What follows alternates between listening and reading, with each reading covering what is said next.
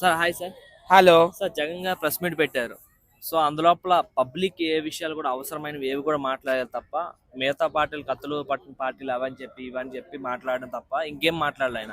అది ప్రజల కోసం మాట్లాడాల్సిన అంటే పెట్టాల్సిన ఏదైతే ఈ మీటింగ్ ఉందో ఆ మీటింగ్ లోపల వాళ్ళ కోసమే కొట్లాట్లు కూడా మాట్లాడుకుంటున్నారు తప్ప ప్రజల కోసం ఆలోచించడం లేదు. సో దానికోసం మీరు ఏం చెప్పాలనుకుంటున్నారు? ఆయనకి 2024 ఎలక్షన్లో కేవలం 11 సీట్లే వచ్చాయి. ప్రతిపక్ష హోదా కూడా దక్కలేదు.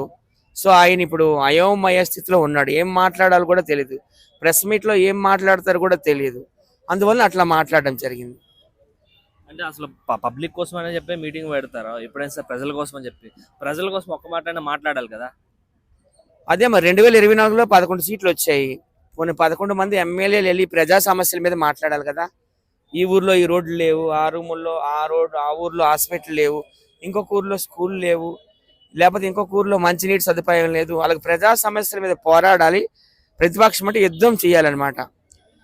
సీఎం చంద్రబాబుతో కావచ్చు, డిప్యూటీ సీఎం పవన్ కళ్యాణ్ గారితో కావచ్చు, ఇంకొకరితో కావచ్చు. కానీ వాళ్ళు ఆ పని చేయడం లేదు. కానీ నెల వచ్చి జీతాలు అయితే మాత్రం తీసుకొని వెళ్తున్నారు.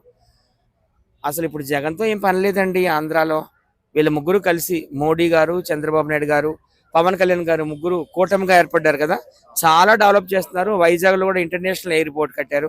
హైదరాబాద్కి పోటీగా దాని పేరు కూడా అల్లూరు సీతారామరాజు ఇంటర్నేషనల్ ఎయిర్పోర్ట్ అని పెట్టారు. అది జూన్ నెలలో ఓపెనింగ్ కానుంది.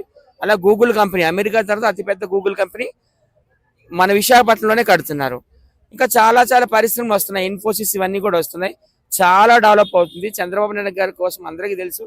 హైదరాబాద్ ఈరోజు ప్రపంచంలోనే ఒక ముఖ్య నగరంగా అవతరించిందంటే దానికి కారణం మన చంద్రబాబు నాయుడు గారు. అయితే విజయవాడలో బిల్డింగ్ లేపుతున్నారు ఒట్టిగా అవసరం మొత్తం స్మగ్లింగ్ అంత ఫేక్ అని చెప్పేసి ఆయన చెప్పడం జరిగింది. దానికోసం ఏం చెప్తారు? చంద్రబాబు నాయుడు గారు బిల్డింగ్లు కడతారు. అదే ఆయన ప్రతిపక్ష నాయకుడు బిల్డింగ్లు కూల్చుతాడు. ప్రజావేదికను ఏం చేశాడో మనం అందరం చూసాం. సో చంద్రబాబు నాయుడు ప్రజలు 4 సార్లు ఎన్నుకున్నారు సీఎంగా. ఆయన ఒక్క ఛాన్స్ అనుకుంటూ వచ్చాడు. ఫేక్ హామీలన్నీ ఇచ్చాడు. మద్యపాన నిషేధం అన్నాడు, సన్నబియ్యం ఇస్తా అన్నాడు, రేషన్లో 45 ఏళ్ళకే పెన్షన్ అన్నాడు. చాలా చెప్పాడులే. 3 రాజధానులు కడతా అన్నాడు. అలాగే కేంద్రం మెడలు వంచి ప్రత్యేక హోదా తీసుకొస్తానన్నాడు. పోలవరం ప్రాజెక్టు పూర్తి చేస్తా అన్నాడు. విశాఖ ఉక్కు ఆంధ్రుల హక్కు అది ప్రైవేటీకరణ అవ్వకుండా ఆపుకుంటానన్నాడు. ఏమైనా చేయగలిగాడు అసలు? ప్రజలు ఛాన్స్ ఇచ్చారు. 151 స్థానాలు ఆయనకి ఇచ్చారు. ఏమేమి చేయగలిగాడా? ఆయనకి చేత కాదు, పరిపాలన చేత కాదు. అందుకే ఆయన అసహనంతో ఇలా మాట్లాడుతున్నాడు. ఇవన్నీ పట్టించుకోవాల్సిన అవసరం లేదు. మళ్ళీ 2029లో కూడాను కూటమి ప్రభుత్వం వస్తుందని నేనైతే 100% నమ్ముతున్నాను.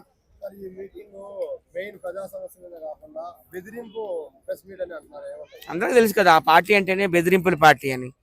ఆ పార్టీ ఎంతమంది పెద్ద పెద్ద నాయకులను బలిగొందో అందరికీ తెలుసు. మన పల్నాడు పులి కోడెల శివప్రసాదరావు గారు ఎలా చనిపోయారో తెలుసు. రామోజీరావు గారికి ఎంత టార్చర్ పెట్టారో తెలుసు. అలా కేఏ పాల్ ఎందుకు పిచ్చి అయిపోయాడో తెలుసు. పరిటాల రవీంద్ర ఎలాగా చనిపోయినాడో తెలుసు. అందరికీ తెలుసు కదా. ఆ పార్టీ అంటేనే బెదిరింపుల పార్టీ, హత్యలు చేసే పార్టీ. అది అందరికీ తెలిసిందే కదా. మనం కొత్తగా మాట్లాడుకోవాల్సింది ఏమీ లేదు. అది ఒక ఫ్రాక్షన్ పార్టీ అనుకోవచ్చు.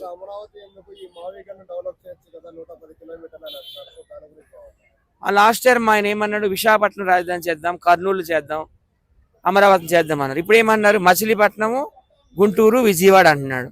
మళ్ళీ ఇంకొక 2029 వచ్చేసరికి ఇక వేరే ప్రాంతంకి వెళ్ళిపోతాడేమో నాకు తెలిసి. కర్నూలు, కడప, అనంతపురం అంటాడేమో. చెప్పలేము. ఆయన మతి భ్రమించిందని నేను అనుకుంటున్నాను. ఇంకా ఆయన మరి రాడు. ఎందుకంటే జనాలు ఆయన విశ్వసించలేదండి. 11 సీట్లకే పరిమితం చేశారు. ప్రతిపక్ష హోదా కూడా ఇవ్వలేదంటే మీకు అందరూ తెలుసు. 11 సీట్లు అంటే ఆయన కూడా ఒక సాధారణ ఎమ్మెల్యే. ముందు వరుసలో కూర్చోవాలని రూల్ ఏం లేదు. వెనక్కి కూడా కూర్చొని పెట్టచ్చు. ఆయనకి స్పెషల్గా ఒక ఛాంబర్ ఇవ్వాల్సిన పని కూడా లేదు. అందరిలాగానే ఆయన ఎక్కడో మెయిన్ గేట్ దగ్గర దిగి నడుచుకుంటూ లోపలికి వెళ్ళాల్సింది అసెంబ్లీ భవన్లో. ఆ మధ్య వెళ్ళారు కదా ఎవరెవరు, రాజమౌళి గారు, చిరంజీవి గారు, ప్రభాస్ గారు, మహేష్ బాబు గారు. అలాగా ఆయన కూడా ఒక సాధారణ ఎమ్మెల్యేగా లోపల వెళ్ళాల్సిందే. ఆయనకు మతి భ్రమించింది. ఏదేదో మాట్లాడుతున్నారు. ఆంధ్రప్రదేశ్ అయితే మాత్రం నాకు తెలిసి అభివృద్ధి పదంలో దూసుకెళ్ళిపోతుంది. Nara Chandrababu Naidu best leader, best visionary ఉన్న లీడరు. ఆయన ఇంకా ఇంకా ఎక్కువ పరిశ్రమలు తీసుకొస్తాడని నాకైతే నమ్మకం ఉంది.